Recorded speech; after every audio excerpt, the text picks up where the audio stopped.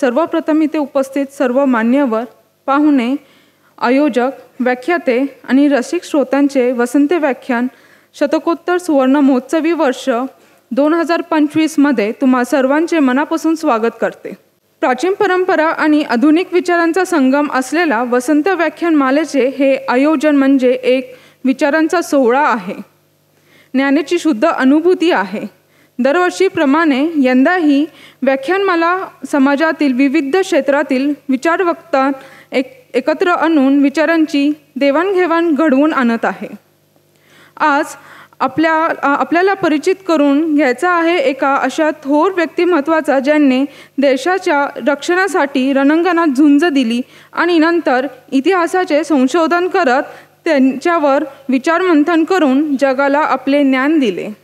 ते म्हणजे colonel doctor Anil अटले आहेत. आजच्या व्याख्यानाचा विषय पाकिस्तानबरोबर सर्वांगीण युद्धाला पर्याय काय, सदा डुंबरे स्मृती व्याख्यान. मी कर्नल डॉक्टर अनिल अटले यांच्याबद्दल थोडक्यात परिचय करून देते. सरांचा जन्म साताऱ्यामध्ये 1947 झाला. कर्नल डॉक्टर अनिल अटले एक माजी सैनिक आहेत ज्यांनी 1971च्या भारत-पाकिस्तान युद्धात आणि काश्मीरमध्ये शौर्य गाजवले. सैन्यात असतानाच त्याने पुणे विद्यापीठातून मध्यपूर्वक अभ्यासावर डॉक्टरेट केली आणि संरक्षण मंत्रालयात डिप्युटेशनवर काम केले. 1990 इतिहास विभागाचे प्रमुख असताना स्वेच्छानिवृत्ती घेतली. त्यानंतर त्यांनी पुण्यात एक सुरक्षा विचारमंथन करणारी संस्था स्थापन केली. सरांनी प्रत्यक्ष युद्धभूमीवर जाऊन माहिती गोळा करून पुस्तके लिखाण केले व अनेक परिषदांमध्ये सहभाग घेतला. सरांचा जागतिक स्तरावर गनिमी युद्ध, मराठा साम्राज्याचा इतिहास, काश्मीर बंडाळी, अरब-इस्रायल युद्ध व श्रीलंका बंड इत्यादीवर सखोल अभ्यास आहे. सरांना राष्ट्रीय छत्रपती शिवाजी महाराज शिष्यवृत्ती देखील मिळालेली आहे. आता मी सन्माननीय डॉक्टर अनिल अटले सरांचा पुष्पगुच्छ देऊन त्यांचा सत्कार करते.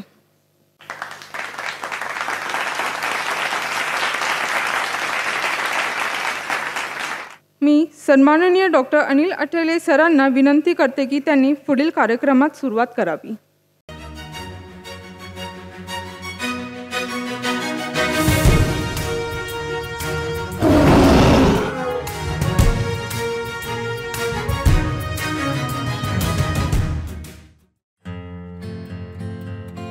Are you ready to uncover the stories that shape our world?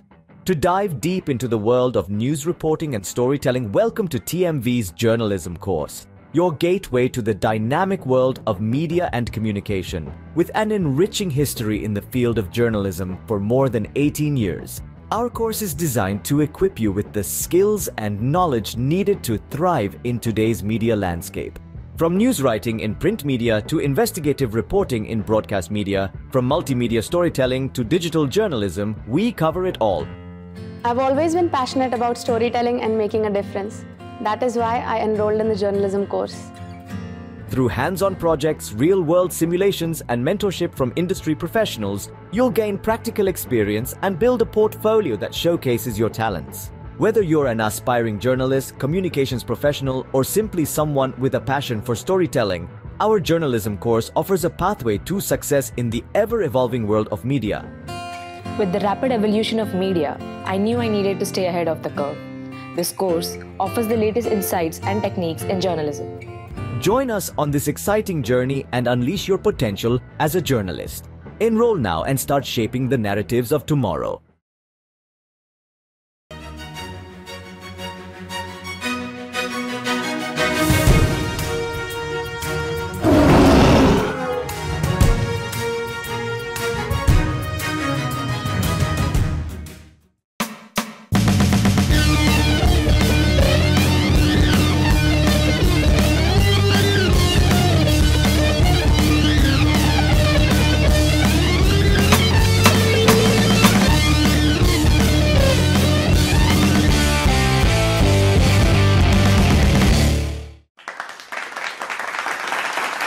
वसंत व्याख्यानमालेत बोलण्याची संधी ही माझी तिसरी वेळ आहे आणि हा विषय जेव्हा दिला होता तेव्हा अशा काही घटना घडतील अशी कल्पना नव्हती.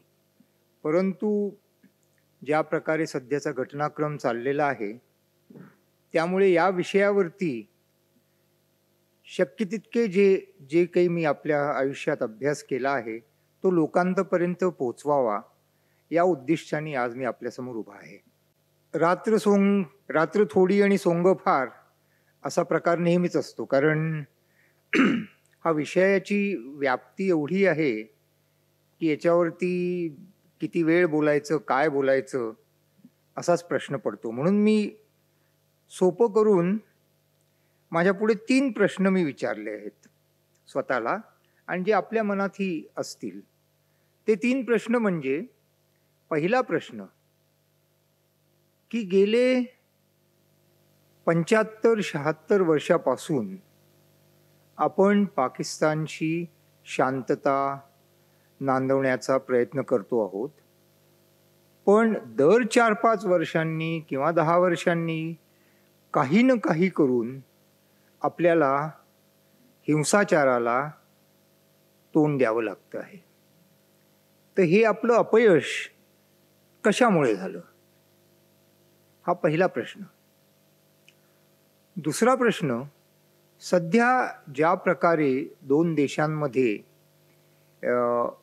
एक प्रकारे पहिल्या श्रेणीचं युद्ध सुरू आहे, म्हणजे प्रत्यक्षात सैन्य एकमेकांच्या देशात घुसलं नाही आहे, परंतु एकमेकांच्या प्रदेशावरती तोफांचा मारा, विमानांचे हल्ले चालू आहेत. त्यामुळे याचं पुढे काय होणार, आणि त्यामध्ये सर्वात मोठा प्रश्न सर्वसामान्य लोकांना नेहमीच पडतो, तो म्हणजे याची परिणिती अणुयुद्धात होईल का. हा जो प्रश्न आहे हा खरा सगळ्यांनाच सतावतो. माझ्यासारख्या व्यक्तीला सुद्धा सैन्याच्या बाहेर आता अनेक वर्ष असून सुद्धा हा प्रश्न सतावतो. आणि तिसरा प्रश्न आणि मुद्दा जो मी घेणार आहे तो म्हणजे, तर सध्या ज्या प्रकारे सर्व परिस्थिती आहे ती पुढे काय होणार याच्यावरती मी कयास लावण्याचा प्रयत्न करणार आहे. अर्थातच हे अगदी मी पहिल्यांदाच सांगू इच्छितो, माझ्याकडे कुठचीही गोपनीय माहिती नाही, परंतु अनेक वर्ष युद्धाचा अभ्यास आणि इतिहासाचा अभ्यास केल्यामुळे आणि भूगोलाचं ज्ञान जर आपण बघितलं तर बहुतांशी युद्धामध्ये काय होईल याची आपण कल्पना नक्कीच करू शकतो. भारत पाकिस्तानचे संबंध आणि त्यांच्यातला बेबनाव म्हणा, अशांती म्हणा, हिंसाचार म्हणा, लढाया म्हणा, याकडे जेव्हा आपण बघायला लागतो तेव्हा इतिहास बघण्याची गरज असते, कारण या संघर्षाला खूप खोलवर अशी ऐतिहासिक पाळंमुळं आहेत.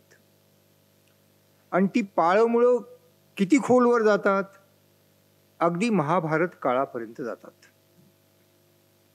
आपण जर गेल्या 700-800 वर्षांचा एकंदर भारताचा इतिहास जर बघितलात तर त्यामध्ये आपल्याला असं जाणवेल की शौर्य किंवा इतर गोष्टीमध्ये कमी नसून सुद्धा आपल्याला युद्धभूमींवरती फार क्वचित यश मिळालेलं आहे. याचं कारण काय, तर ह्याच्या कारणाकडे आपण जेव्हा जातो तेव्हा आठवण होते युगपुरुष छत्रपती शिवाजी महाराजांची. ही जी एक लांब युद्धामध्ये विजय पूर्णपणे न मिळवण्याची जी मालिका होती ती त्या युगपुरुषांनी खंडित केली. त्यांची 3 सूत्र होती. आपण जर इतिहासातली युद्ध बघितली तर भारतीयांचा युद्धाकडे बघण्याचा दृष्टिकोन हा आपल्या फिलॉसॉफीमुळे म्हणा, आपल्या एकंदर बौद्ध धर्माच्या प्रभावामुळे म्हणा, अहिंसा परमो धर्म हा, हे आपण अनेक वर्ष ब्रीद उलाशी धरून ठेवलं. बहुतांश भाग जो भारताच्या हातातनं गेला तो सर्व त्याआधी बौद्ध धर्मीयांचा होता. अगदी अफगाणिस्तानापासून कंधार वगैरे सगळं भाग इथे बौद्ध धर्म प्रचलित होता. तर त्या काळामध्ये युद्ध हे सीमितच असतं, ज्याला आपण इंग्रजीमध्ये लिमिटेड वॉर म्हणतो.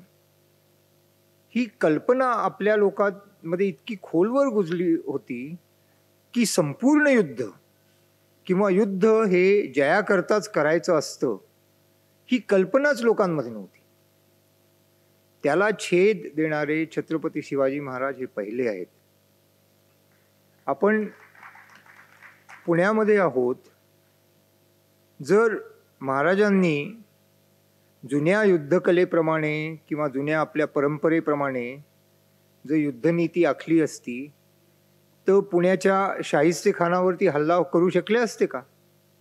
रात्रीच्या वेळी हल्ला केला, झोपलेल्या शत्रूला मारलं, त्याला जाग करून अरे तू आता उठ, आता मी ही तलवार तुला देतो, आपण लढूया. ही जी आजपर्यंत आपली जी प्रथा होती ती त्यांनी पूर्ण मोडीत काढली आणि त्यानंतरच त्यांनी विजयामागून विजय मिळवले. हा जो मूलभूत फरक आहे तो महाराजांनी केला, यश मिळवलं, हिंदवी स्वराज्य स्थापन केलं. परंतु ही जी आपली जी सीमित युद्ध किंवा लिमिटेड वॉर किंवा युद्ध हे सीमितच असतं, ही जी आपली कल्पना जी आहे आपल्या देशातली ती परत परत सारखी वर डोकं काढते. भारत पाकिस्तानचंच उदाहरण आपण जर घेतलं तर अगदी 1947 सालापासून भारताच्या एकूण एक पंतप्रधानांनी पाकिस्तानशी शांततेचा प्रयत्न केलेला आहे. अगदी लेटेस्ट म्हणजे आपले सध्याचे पंतप्रधान नरेंद्र मोदीजी, त्यांनी सुद्धा आपल्या शपथविधीला नवाज शरीफांना बोलवलं, त्यांच्या नातीच्या लग्नाकरता तिथे गेले. त्यांनी नंतर पठाणकोटवरती जेव्हा हल्ला झाला तेव्हा तुम्हाला हे पुरावे पाहिजेत, ते पुराव्याकरता त्यांच्या ISIच्या लोकांना बोलवलं दाखवण्याकरता. हे सगळं म्हणजे कोणीही भारताचा पंतप्रधान नाहीये, मग ते अटल बिहारी वाजपेयी असोत, इंदिरा गांधी आणि त्यांचा शिमला करार असो किंवा शास्त्रीजींचा ताश्कंद करार असो, सगळ्यांनी पाकिस्तानबरोबर शांततेचा प्रयत्न केलेला आहे. परंतु शांतता मिळाली का? कारण कुठेतरी भारतीयांना हे कधी समजलंच नाही की पाकिस्तानचं राष्ट्रीय उद्दिष्ट गजवाए हिंद किंवा भारताला पूर्णपणे नेस्तानाबूत करून भारतावरती कब्जा करणं किंवा भारताची अनेक शकलं करणं, हा अगदी 1947 पासून पाकिस्तानचा राष्ट्रीय उद्दिष्ट राहिलेला आहे. आपलं राष्ट्रीय उद्दिष्ट किंवा सैनिकी उद्दिष्ट ज्याच्याबद्दल मी काही गोपनीय माहिती सांगत नाहीये. आपण पाकिस्तानची युद्धामध्ये नेहमीच एक तर आपला मुलूक जो आहे त्याचा बचाव करायचा आपल्या प्रदेशाचा, आणि थोडी बहुत पाकिस्तानची भूमी घ्यायची की नंतर जेव्हा वाटाघाटी होतील त्याच्यामध्ये आपली बाजू वरचढ असायला पाहिजे. सैनिकी उद्दिष्ट हेच होतं आपलं. वर्षानुवर्ष हे सैनिकी उद्दिष्ट राहिलेलं आहे आणि त्याच्यात मी काही परत असं आपल्याला सांगितलं राष्ट्रीय गुपित सांगत नाहीये. आता एका बाजूचं उद्दिष्ट अगदी क्लिअर आहे की तुमचा सर्वनाश करायचा आणि दुसरी बाजू सीमित युद्ध लढते आहे. या लढाईमध्ये ज्या बाजूच्या लोकांचा किंवा देशाचा उद्दिष्ट अगदी क्लिअर कट आणि समोर आहे त्याचाच विजय होण्याची जास्त शक्यता असते. आजपर्यंत आपण ते शिकलो नाहीत. याला साधं उदाहरण देतो. 1961 साली त्यातल्या त्यात मवाळ असे जे मानले गेलेले अयूब खान होते ते केनेडींच्या भेटीला गेले होते जुलै महिन्यामध्ये. मी केनेडी आर्काईव्हमध्ये पण काम केलं आहे. तर तिथे त्यांच्या प्रेसिडेंट केनेडीच्या मीटिंगचे अगदी पूर्ण मिनिट टू मिनिट कोण काय बोललं ते दिलेलं होतं. त्याच्यामध्ये अयूब खानांनी केनेडींना तेव्हा सांगितलं होतं 61 मध्ये की भारत देशाचे नक्कीच येत्या काही वर्षांमध्ये अनेक तुकडे होणार आहेत. मग एकूण दक्षिण आशियामध्ये पाकिस्तान हा सर्वात मोठा देश राहील आणि म्हणून तुम्ही आमच्याशीच जे काय करार करायचे ते करा. भारताच्याबद्दल तुम्हाला जास्त भारताकडे लक्ष देण्याची गरज नाही. इतिहास वेगळा झाला. त्याच्यानंतर 10 वर्षातच पाकिस्तानचीच 2 चक्र झाली. परंतु मानसिकता जी आहे पाकिस्तानमध्ये ती हीच आहे की काश्मीर ही केवळ सबब आहे. काश्मीर हे पाकिस्तानचं उद्दिष्ट नाही. पाकिस्तानचं उद्दिष्ट भारताचा समूळ नाश करणं, त्याचे अनेक तुकडे करणं आणि लाल किल्ल्यावरती आपला झेंडा लावणं. गमतीची गोष्ट अशी की त्या लाल किल्ल्यावरती 1857च्या आधी 1772 ते 1802 या कालखंडामध्ये 30 वर्ष मराठ्यांचा झेंडा होता. कारण मुघल सम्राट महादजी शिंद्यांच्या काळामध्ये मराठ्यांचे मांडलिक होते आणि मराठ्यांची 15,000 फौज लाल किल्ल्यामध्ये होती. परंतु आपलं दुर्दैव हा पूर्ण इतिहास सुद्धा कधी बाहेर लोक काढत नाहीत आणि काढलेला नाहीये. या सर्व याच्यातनं काय दिसतं की जोपर्यंत राष्ट्र किंवा समाज आपलं उद्दिष्ट ठीक ठरवत नाहीत तोपर्यंत हे होतच राहणार. उदाहरणार्थ म्हणजे पाकिस्तानकडून जे बोललं जातं ते अमन की आशा वगैरे भानगडींमध्ये मी सुद्धा होतो त्याच्यामध्ये 1 वर्ष. हे नेहमी म्हटलं जायचं की एकदा काश्मीर प्रश्न सुटला तर भारत आणि पाकिस्तानमध्ये शांतता होईल. मी जेव्हा कराचीमध्ये गेलो होतो 2007 साली तेव्हा अनेक पाकिस्तान्यांनी मला हे म्हटलं होतं. पण त्याच्यावर कितपत विश्वास ठेवायचा? जर्मन बेकरीमधल्या बॉम्बस्फोटाचा, मुंबईच्या लोकलमध्ये 2007 जुलैमध्ये झालेल्या बॉम्बस्फोटाचा किंवा 2008 साली मुंबईवरती झालेल्या दहशतवादी हल्ल्याचा काश्मीरशी काय संबंध आहे? हा साधा विचार आपल्या इथे दुर्दैवाने केला गेला नाही.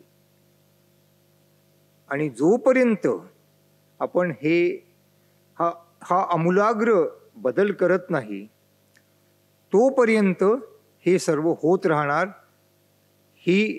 आणि होत राहिलेलं आहे. आज ज्या प्रकारे घटनाक्रम चाललेला आहे त्याप्रमाणे तरी असं वाटतंय की आपण इतिहासातून अखेरीस शिकलो आहोत आणि छत्रपती शिवाजी महाराजांनी दाखवलेला जो मार्ग होता संपूर्ण युद्धाचा तो आपण आता अवलंबतो आहोत. मराठा इतिहासावरती मी काम केलेलं आहे. त्याच्यामध्ये अनेक लोकांना एक महाराजांच्या जीवनकालातली एक घटना आठवत असेल. बहिलोल खानाला सरसेनापती प्रतापराव गुजरांनी तो मी चांगला वागणार अशा याच्यावरती प्रॉमिसवरती सोडून दिलं होतं. महाराजांनी प्रतापरावांना बोलवून त्यांना खूप भरभुलं बोलले होते आणि त्यानंतर मग ते वेगात दौडले मराठे सात करून बहिलोल खानावरती तुटून पडले होते.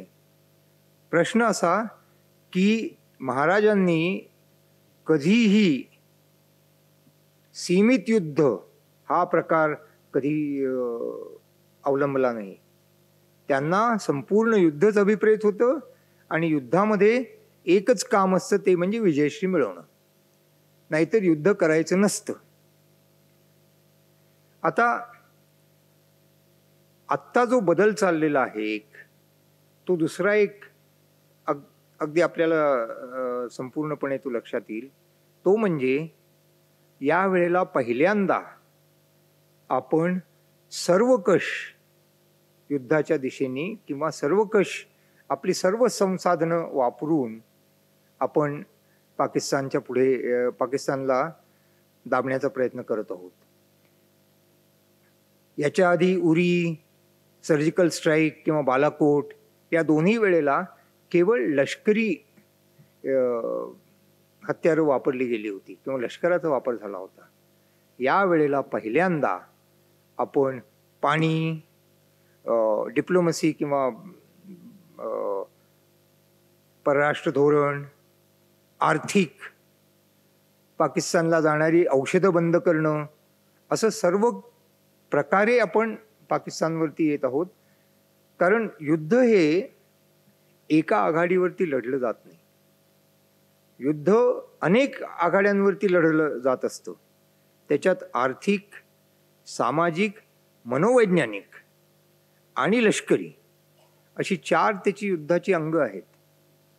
आणि मग परत लष्करी अंगामध्ये जल, वायू आणि भूमी ही 3 अंग आहेत. आत्तापर्यंत आपण जे दहशतवादाविरुद्ध जे लढलो होत ते एकांगी एक प्रकारे लढलो होतो. परंतु त्याच्यापासून आपण धडा शिकून यावेळेला पहिल्यांदा आपल्याला दिसून येईल आणि येत्या काही दिवसात आणखीन दिसेल की भारतीय नौसेना कराची बंदराच्या बाहेर ऑलरेडी पोहोचलेली आहे. आता हे सर्व करायचं म्हटलं किंवा जरी आपण युद्धिष्ट मान्य केलं, याच्यामध्ये एक अतिशय महत्त्वाची अगदी परत महाराजांचं आठवण काढण्याची गरज आहे. शिवाजी महाराजांनी मुघलांविरुद्ध युद्ध केलं, विजापूरच्या सुलतानाविरुद्ध युद्ध केलं, हिंदवी स्वराज्याची स्थापना करत होते. परंतु शिवाजी महाराजांनी कधीही इस्लाम विरुद्ध किंवा मुसलमानांविरुद्ध युद्ध केलं नाही. आपल्याला सुद्धा जेव्हा पाकिस्तान विरुद्ध आपण सर्वकष युद्ध किंवा संपूर्ण युद्ध, टोटल वॉर म्हणतो आहोत, तेव्हा हे पथ्य पाळण्याची अत्यंत गरज आहे की हे आपलं युद्ध इस्लाम विरुद्ध नाहीये किंवा मुसलमानांविरुद्ध नाहीये. कारण आपल्या देशामध्ये जवळजवळ 20 कोटी मुसलमान आहेत. जेव्हा पाकिस्तानच्या सैन्याचे प्रमुख आसिम मुनीर यांनी जेव्हा म्हटलं होतं की भारत आणि पाकिस्तानच्या ऐवजी त्यांनी हिंदू आणि मुसलमान काढलं होतं की मुसलमान हिंदूंबरोबर राहूच शकत नाही वगैरे. गंमतीची गोष्ट अशी आहे की जितके काही हिंदू पाकिस्तानात होते 13% जवळजवळ होते 47 मध्ये, आता जेमतेम 1-2% राहिलेले आहेत. त्यांना मुनीर साहेबांना हेही माहिती नाही की जगातला सर्वात मोठा इस्लामिक देश लोकसंख्येच्या दृष्टीने इंडोनेशिया आहे. इंडोनेशियामध्ये 10 की 15% आसपास बाली जे बेट आहे तिथे पूर्णपणे हिंदू आहेत.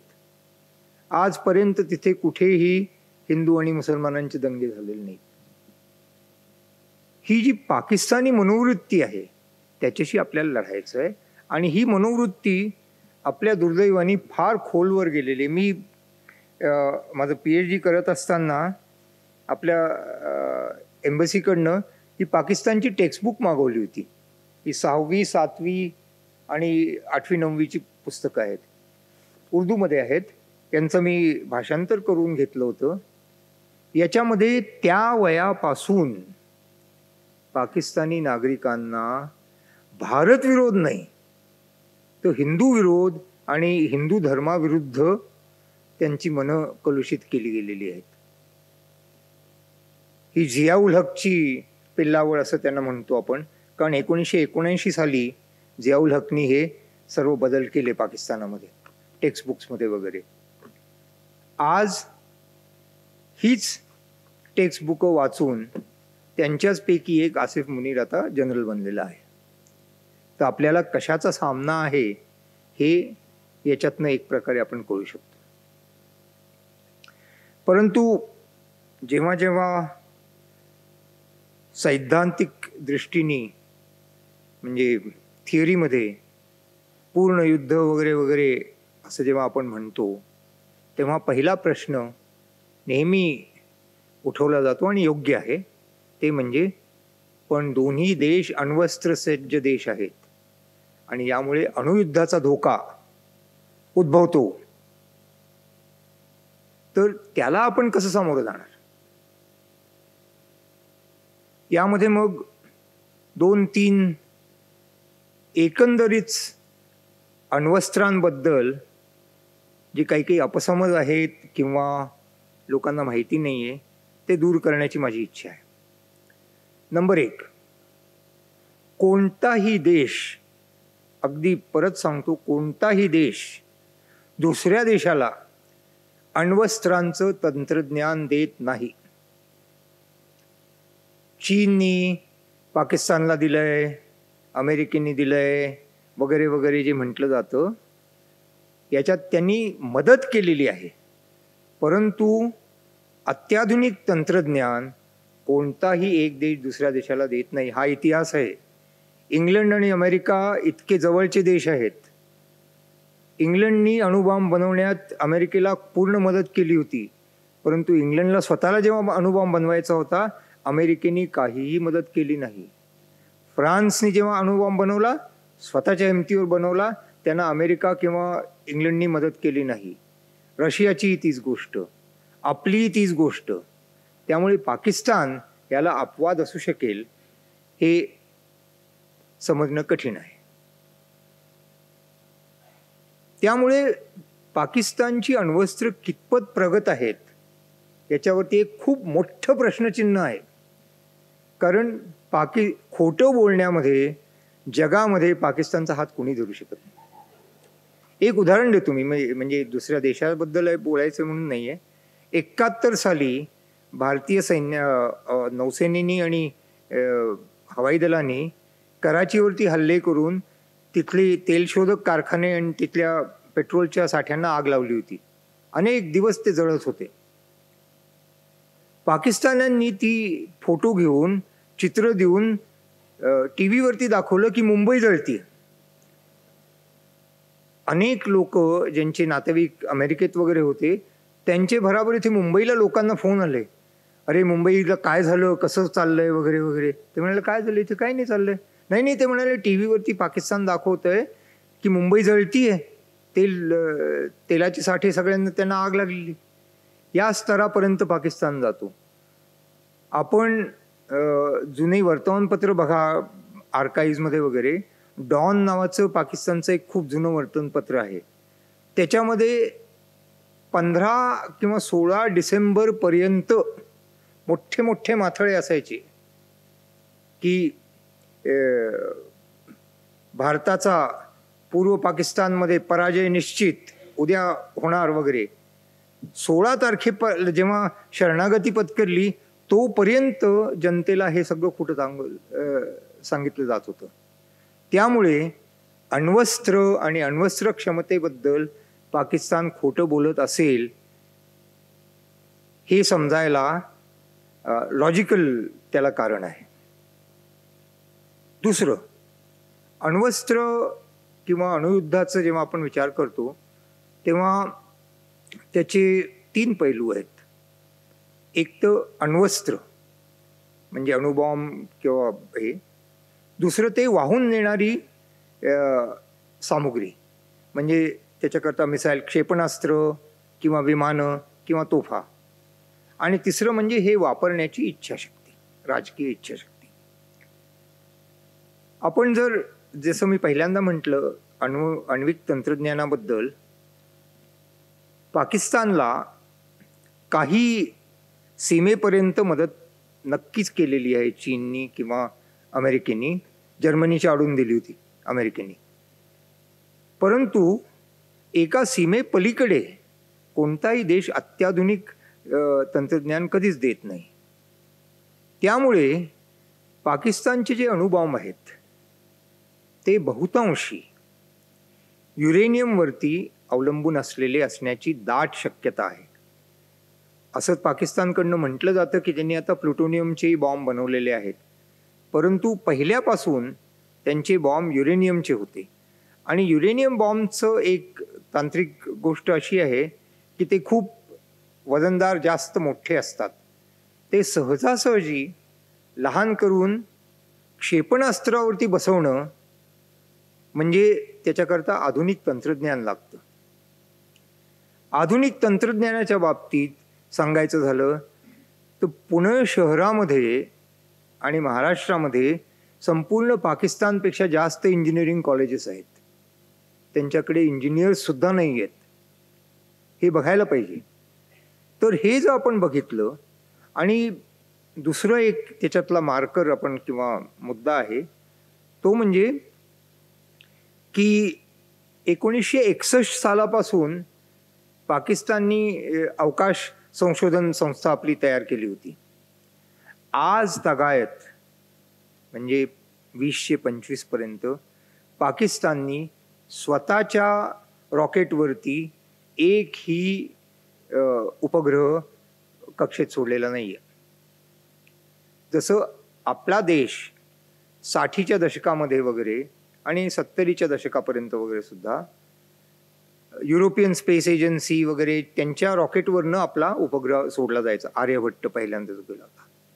पण 1980 सालापासून आपली स्वतःची जी रॉकेट्स आहेत त्याच्यावरनंच आपण सॅटेलाइट किंवा हे उपग्रह सोडतो. गेली 40-50 वर्ष पाकिस्तान आपल्याकडे क्षेपणास्त्र आहे म्हणून म्हणतं, पण अजूनपर्यंत पाकिस्ताननी एकही उपग्रह सोडलेला नाहीये. याचा लॉजिकली अर्थ असा निघतो की पाकिस्तानची जी क्षेपणास्त्र आहेत त्यांची वाहक क्षमता कितपत आहे याबद्दल शंका आहे. त्यांचे अणुबॉम्ब इतके छोटे करून क्षेपणास्त्रावरती बसवून ते आपल्या देशापर्यंत पोहोचवण्याची क्षमता त्यांच्याकडे आहे का यावरती प्रश्नचिन्ह आहे. पण अर्थातच पाकिस्तानकडे विमानं आहेत. F-16 आहेत, चीनने दिलेली विमानं आहेत, आणि त्या विमानांद्वारे पाकिस्तान भारतावरती अण्वस्त्र हल्ला करू शकतो हे नक्कीच आहे. परंतु क्षेपणास्त्राविरुद्ध बचाव फार कठीण आहे. कारण ती जेव्हा पृथ्वीकडे येतात ती अत्यंत वेगाने येतात. इस्रायलकडे खूप मोठी रक्षा प्रणाली आहे, बचावाची प्रणाली आहे. तरीसुद्धा आत्ता 2 दिवसापूर्वी येमेननी इस्रायलच्या विमानतळावरती हल्ला केलाच क्षेपणास्त्राचा. त्यामुळे क्षेपणास्त्र थांबवणं खूप कठीण आहे. 100% कोणीही गॅरंटी देऊ शकत नाही. परंतु त्याच्या विपरीत विमानाद्वारे जी अण्वस्त्रांचा धोका आहे, ती विमानं जी आहेत ती आज भारताकडे जी क्षमता आहे की पाकिस्तानचा जो आपण नकाशा पाहिलात तर चिंचोळा देश आहे आणि त्याच्यातला बलुचिस्तानचा भाग मोठा जर सोडला तर सगळे त्यांची जितके काही हवाई तळ वगैरे आहेत ते सगळे त्यांच्या पूर्व सीमेला लागून आहेत. आणि सध्या आपल्याकडे जी प्रणाली आहे त्या प्रणालीद्वारे सीमा पार न करता पाकिस्तानी हवाई तळावरून विमानं उडायला लागली तर ती तिथेच त्यांना त्यांच्यावरती क्षेपणास्त्र लागून त्यांना तिथेच खाली पाडण्याची क्षमता काही प्रमाणामध्ये आपल्याकडे आहे. म्हणूनच त्यांना अफगाणिस्तान पाहिजे होता. म्हणजे आपली जी विमानं आहेत ती अफगाणिस्तानमध्ये ठेवायची, म्हणजे अशा कठीण प्रसंगी ती भारताच्या पल्ल्याच्या बाहेर राहतील. पण अफगाणिस्तानमध्ये काय झालं हे आपल्याला माहितीच आहे. त्यामुळे आज अण्वस्त्राच्या संदर्भामध्ये म्हणायचं झालं तर असा आडाखा नक्की आपण लावू शकतो की पाकिस्तान विमानांवरती अवलंबून आहे. त्या विमानांपैकी F-16 जी आहेत ती अमेरिकेची आहेत. अमेरिकेने त्यामुळे त्यांच्या नाड्या हातात ठेवलेल्या आहेत. चीनची उरलेली विमानं आहेत चीननी नाड्या आपल्या हातात ठेवलेल्या आहेत. त्यामुळे सहजासहजी पाकिस्ताननी किती धमक्या दिल्या तरी अण्वस्त्राचा वापर जसं ते म्हणतात तसा तितका सोपा नाही आहे. याला आणखीन एक इतिहासाचं उदाहरण देतो आपल्याला. आत्ता नुकतीच 50 वर्ष झाली. 1976 मध्ये बरोबर 50 वर्षापूर्वी व्हिएटनाममध्ये अमेरिकेला अत्यंत वाईट प्रकारचा पराजय स्वीकारावा लागला होता. उत्तर व्हिएटनामचं सैन्य घुसून सायगॉममधनं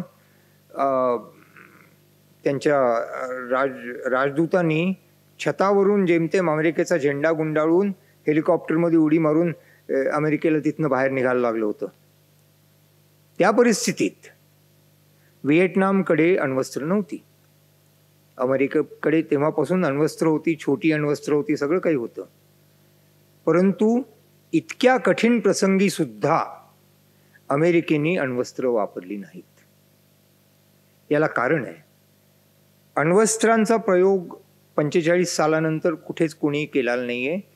कारण जेव्हा 45 साली अण्वस्त्र वापरली गेली त्यानंतर अण्वस्त्र वापराचे दूरगामी परिणाम जे आहेत, जे की जो देश वापरतो त्याच्यावरती पण होतात. उदाहरणार्थ किरणोत्सर्गी याचा प्रसार किंवा न्यूक्लिअर विंटर ज्याला म्हणतो ते, या भीतीमुळे सर्व जगामध्ये या एका गोष्टीवरती एकमत आहे की अण्वस्त्र वापरायची नाहीत. त्यामुळे पाकिस्तान अशा अगर स्टेजला आला तर पाकिस्तानवरती इतका जागतिक दबाव येईल. आर्थिकदृष्ट्या पाकिस्तान आधीच भिकेला लागलेला आहे. त्यामुळे काही प्रमाणामध्ये, आणि जसं मी सांगितलं की पाकिस्तानची अण्वस्त्र ही विमानांवरती अवलंबून आहेत, क्षेपणास्त्र ही केवळ दिखाव्याकरता आहेत असं माझं मत आहे. कारण त्याला मी लॉजिकल कारणं पण सांगितली का तसं मला वाटतं. हे सर्व बघितलं तर तरीसुद्धा एक प्रश्न उरतो, पाकिस्तानचं धोरण काय आहे की अण्वस्त्रांचा हल्ला आम्ही पहिल्यांदा करणार. कारण त्यांचा भूभाग कमी आहे, त्यांची अण्वस्त्र त्या जागीच नष्ट करण्याची क्षमता भारताकडे आहे. त्यामुळे पहिल्यांदी हल्ला करण्याशिवाय पाकिस्तानला दुसरा पर्याय नाही. परंतु जसं मी सांगितलं, दोन देशातला शक्ती संतुलन अशा प्रकारचं आहे की पहिला हल्ला जो आहे तो पाकिस्तानला जर थोडं बहुत यश मिळवण्याची जर अपेक्षा असली तर ती तेव्हाच आहे की पाकिस्तान कुठच्याही वॉर्निंग शिवाय, कुठच्याही पेच प्रसंग नसताना अचानकपणे एकदम भारतावरती जर हल्ला करेल तरच त्याची काही अण्वस्त्र आपल्या इथे पडू शकतात. ही भीती आहे. दुसरी भीती आहे की जसं लष्कर-ए तोयबानी केलेला हल्ला तो त्याच्याशी आपलं काही संबंध नाही हे जे पाकिस्तान म्हणतं, त्याची एक अगदी आणखीन टोकाची शक्यता म्हणजे की उद्या पाकिस्तान आपल्या इथनं एक अण्वस्त्र दहशतवाद्यांनी किंवा लष्कर-ए तोयबांनी चोरलं आहे आणि आता ते काय करतात त्याच्याशी आमचा काही संबंध नाही असं म्हणण्याची दाट शक्यता आहे. तर हे जे दोन धोके आहेत ते नक्कीच आहेत. त्यावर उपाय एकच आहे आणि तो म्हणजे ज्याप्रमाणे शीतयुद्ध काळामध्ये जेव्हा अमेरिकेला रशियन क्षेपणास्त्रांचा धोका वाटायचा त्यावेळेला अमेरिकेचं धोरण होतं की 24 तास त्यांचे रडार असायचे आणि 1/3 अमेरिकन विमानं हवेमध्ये असायची अणुबॉम्ब घेतलेली. आणि ज्याला हेअर ट्रिगर म्हणतात की थोडीशी वॉर्निंग मिळताच अमेरिका हल्ला करणार. कारण रशिया कधीही सोव्हिएट संघ कधी हल्ला करू शकतो अशी त्यावेळेला अमेरिकेला भीती होती. आणि हे अनेक वर्ष चाललेलं आहे. आपल्या दुर्दैवाने जसं मी सांगितलं, जी पाकिस्तानची जी स्थिती आहे त्यामुळे आपल्याला सुद्धा आपल्या धोरणामध्ये हा एक खूप मोठा बदल करावा लागणार आहे की 24 तास आपल्याला पाकिस्तानच्या सीमा भूभागाची निरीक्षण ठेवून, निगराणी ठेवून, तिथे अशी काही हालचाल दिसली की अण्वस्त्र कुठेतरी होत आहेत किंवा विमानं उडत आहेत तर ती तिथेच ताबडतोब नष्ट करण्याची क्षमता आणि तशा प्रकारचं धोरण आपल्याला ठेवण्याची गरज भासणार आहे. हे खूप खर्चिक आहे. याच्यामुळे चुका होण्याची भीती आहे वगैरे, हे सगळं मान्य आहे. परंतु जोपर्यंत पाकिस्तानची मूलभूत मनोवृत्ती बदलत नाही तोपर्यंत याच्याशिवाय आपल्याला दुसरा पर्याय नाही. परंतु जसं संपूर्ण एक जर आपण बघितलं तर त्याद्वारे असं दिसतं की सध्या तरी पाकिस्तान अण्वस्त्रांच्या वापराच्या किती धमक्या देत असला तरी प्रत्यक्षात त्याची शक्यता कमी आहे. आता तिसरा मुद्दा की मग पुढे काय.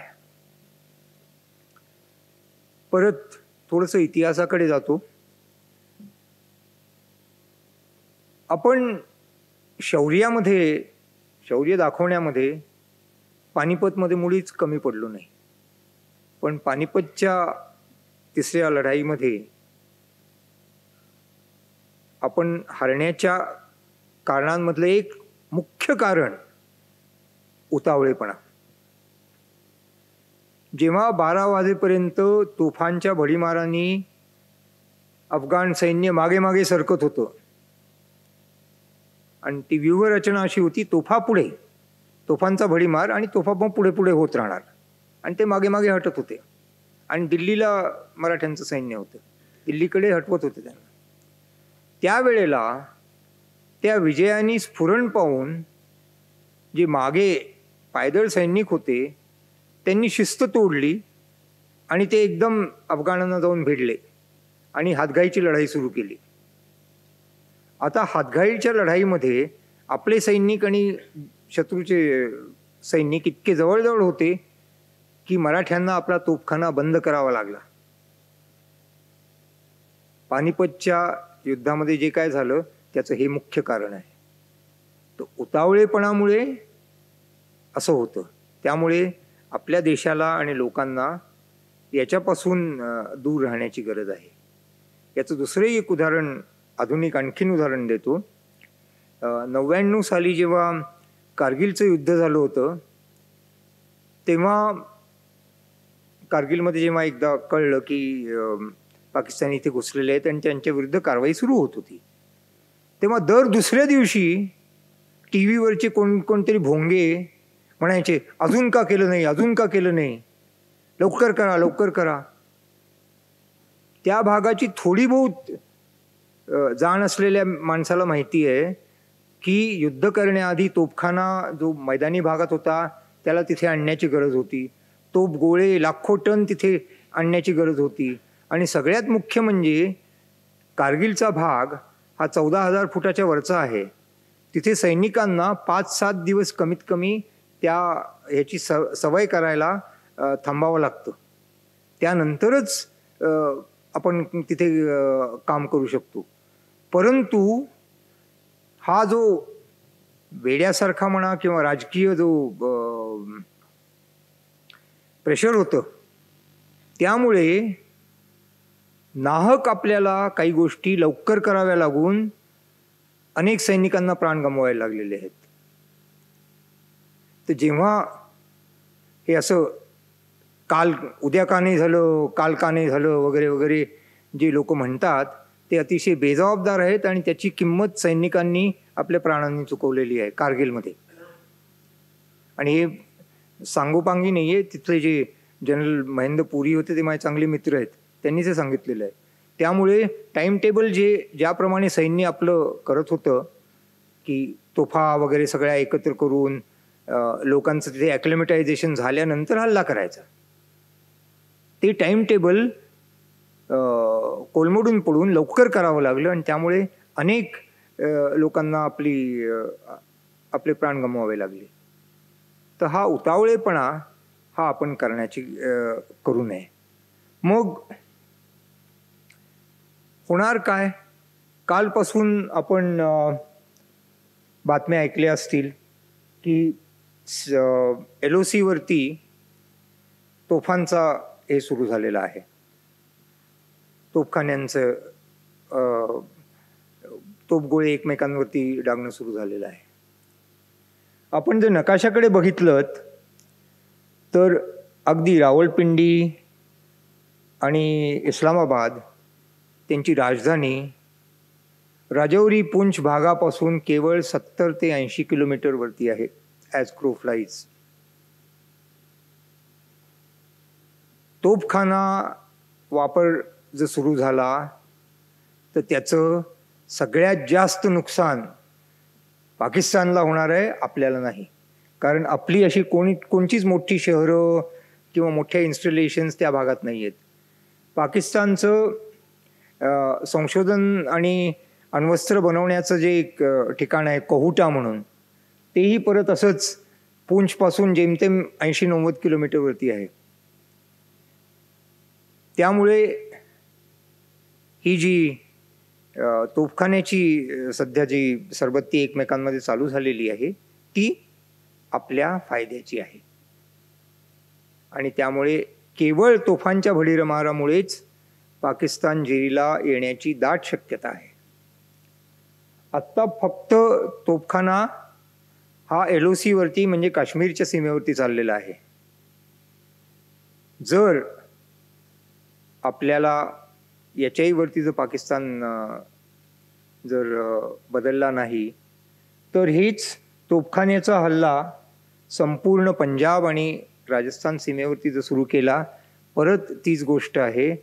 पाकिस्तानचं बहुतांश लोकसंख्या, त्यांची शेती, त्यांची मोठी शहरं ही सगळी तोफांच्या माऱ्यात येतात. अर्थात तुम्ही म्हणाल की अमृतसर पण त्यांच्या तोफांच्या माऱ्यात येतं. त्यामध्ये आपण जर अमृतसरवरती त्यांनी काही करायचं ठरवलं तर लाहोर आपल्या तोफांच्या याच्यात आहे. तर तुम्ही अमृतसरवरती करू नका, आम्ही लाहोरवरती करणार नाही. तसंच वरती काश्मीरमध्ये सियालकोट आणि जम्मू ही 2 शहरं तशीच आहेत.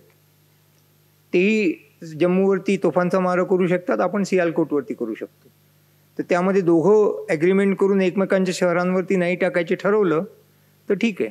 परंतु पाकिस्तानी लोकसंख्या जी आहे ती सर्व पूर्व पंजाबमध्ये किंवा भारतीय सीमेलगत सगळ्यात जास्त आहे त्यांची लोकसंख्या.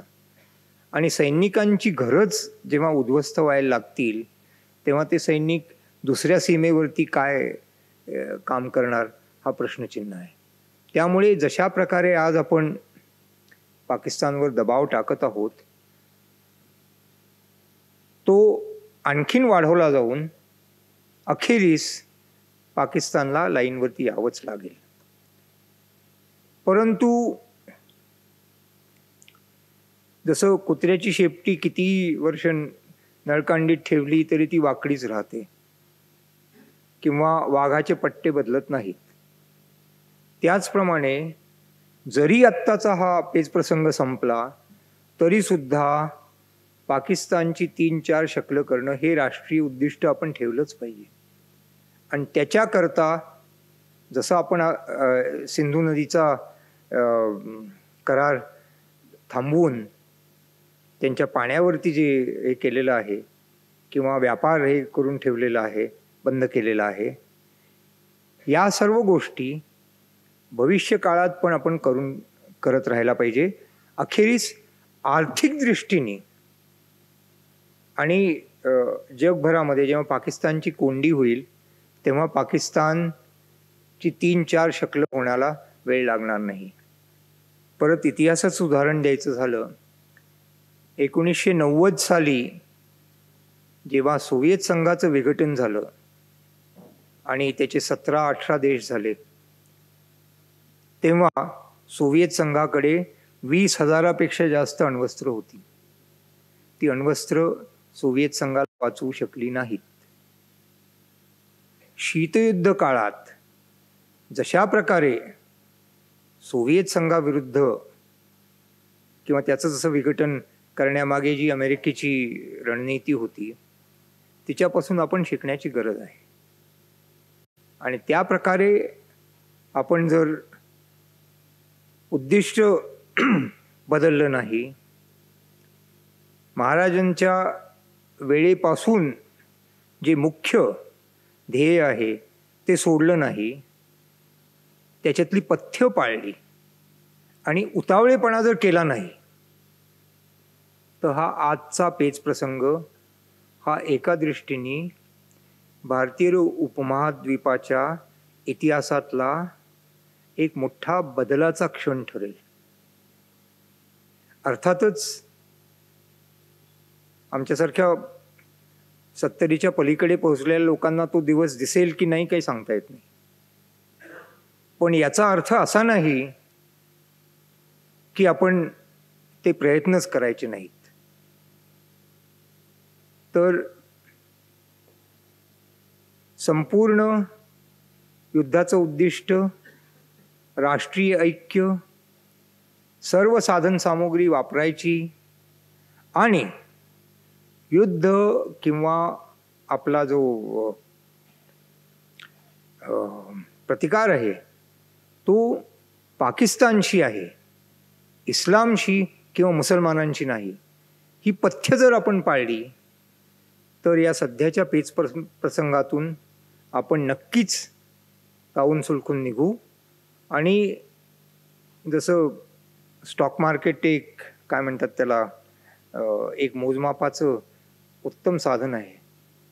जेव्हा युद्धाचे ढग वगैरे जमा होतात तेव्हा सर्व देशांमध्ये स्टॉक मार्केट कोसळतो, किंवा कारण लोकांना देशाच्या भविष्याबद्दल विशेष विश्वास राहत नाही. आपल्या देशामध्ये पेच प्रसंग हे ते होऊन सुद्धा स्टॉक मार्केट वरती चाललेलं आहे. का? कारण जगातनं पण आपल्या इथे इन्व्हेस्टमेंटचा ओघ येतो आणि इथल्या लोकांना ही खात्री आहे की या पेच प्रसंगातनं आपण नक्कीच पुढे वाट पाडू आणि भारताचं भवितव्य आणि भविष्य उज्ज्वल आहे, याच्यात शंका नाही. परंतु ते करण्याकरता आणि ते उज्ज्वल भविष्य ठेवण्याकरता दहशतवादाचा हा जो भस्मासूर आहे, आता ते भस्मासूर हा शब्द नेहमी वापरला जातो आणि त्याबाबत पाकिस्तान पण नेहमी म्हणत असतं की आम्हाला पण दहशतवादाचा धोका आहे. ते खरं आहे. 2002 ते 2018 मध्ये 104 वेळा पाकिस्तानवरती मशिदींवरती हल्ले झालेले आहेत. हल्ले करणारे मुसलमानच होते, इथनं कुठनं गेलेले नाहीत, पाकिस्तानीच होते. आणि त्याच्यामधनं जवळजवळ 8,000 की 10,000 लोक मारले गेलेले आहेत. ते परत जोपर्यंत पाकिस्तानातल्या सर्वसामान्य जनतेला ज्यांची की डोकी असल्या प्रकारच्या शिक्षणाने फिरवलेली आहेत, हे जाणवत नाही की हा जो मार्ग, ज्या मार्गाने आपण आपला देश चाललेला आहे किंवा सैन्य घेऊन चाललेलं आहे, त्याच्यात विनाशच आहे. आणि ते त्या लोकांना पदभ्रष्ट करून पाकिस्तानात खरीखुरी लोकशाही जोपर्यंत येत नाही तोपर्यंत हे चालत राहणार. आणि त्यामुळे हा पेच प्रसंग किंवा ही लढाई जी आहे किंवा जे सध्याचा आपला जो प्रयत्न आहे, ही मॅरेथॉन रेस आहे, T20 नाही. एवढंच सांगून मी आपलं 4 शब्द संपवतो. आपण मला वसंत व्याख्यानमालेनी इथे येऊन आपले विचार मांडण्याची जी संधी दिली त्याबद्दल मी आयोजकांचा खूप खूप आभारी आहे आणि आपला सर्वांचा आणखीन जास्त आभारी आहे, कारण सध्या पुण्याचा ट्रॅफिक हा कुठच्याही युद्धापेक्षा कमी नाही. त्याला आपण छेद देऊन इथे आलात हे म्हणजे खरोखरच म्हणजे हे मी काय म्हणतात त्याला तोंडपुरतं नाही बोलत आहे, खरोखरच आपल्या सर्वांचा मी अत्यंत आभारी आहे. आणि हे यूट्यूबवरती असणार आहे, त्यामुळे आपण आपल्या आसपासच्या लोकांना सांगा की ज्याद्वारे हे जे मुख्य काही काही जे मुद्दे होते अण्वस्त्रांबद्दल किंवा एकंदर सीमित युद्ध आणि जे आपलं इतिहासातलं जे ऐतिहासिक चुका आहेत, हे विचार जितके जास्त ठिकाणी पसरतील तितकं चांगलं. धन्यवाद. जय हिंद.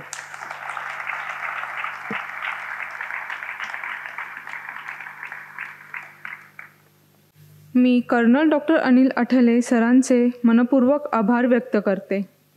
त्यांनी आज वेळ काढून आमच्यासोबत आपले अमूल्य अनुभव सांगितले आणि मार्गदर्शनही केले. त्यांच्या या प्रेरणादायी भाषणामुळे आम्हा सर्वांना नवीन दिशा व ऊर्जा मिळाली. त्यांच्या या मार्गदर्शनाबद्दल आम्ही त्यांचे मनपूर्वक आभारी आहोत. या वसंत व्याख्यानमालेचे यशस्वी आयोजनामध्ये महत्त्वाची भूमिका बजावणारे आपले प्रायोजक संस्था Chitale Bandhu, Ravetkar group, PN Gadgil and sons, Lokmanya multipurpose cooperative society, PN Gadgil jewellers, Pitambari product, Buldhana urban cooperative credit society, city group Amanora, PNG exclusive या सर्वांचे विशेष आभार व्यक्त करते. तसेच इथे उपस्थित सर्व अतिथींचे मनपूर्वक आभार व्यक्त करते व कार्यक्रमाची सांगता करते. धन्यवाद.